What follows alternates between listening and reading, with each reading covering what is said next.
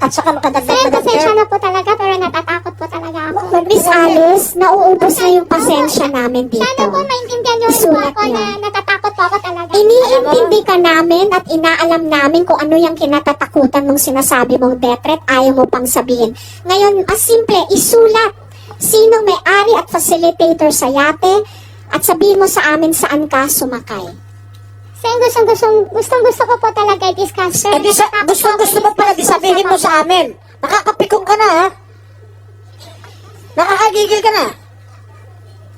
At saka Miss Alice, nasa custody kayo ng PNP. Paano kayo papatayin doon? Imposible. You are within the most protective institution sa ating bansa. You are sa national headquarters ng Philippine National Police sa Camp Crame. Isulat mo na yung may-ari at facilitator sa yate. Yes po, Madam Chair. Alam ko po, safe na safe po ako ngayon. Kaso lang, nagwa-worry po ako pagkatapos po ng session, pagkatapos po ng hearing, ano po mangyayari po sa akin. Dun po Let's take it one day at a time. One step at a time. First step, isulat mo sa papel. Sinong may-ari at facilitator sa yate?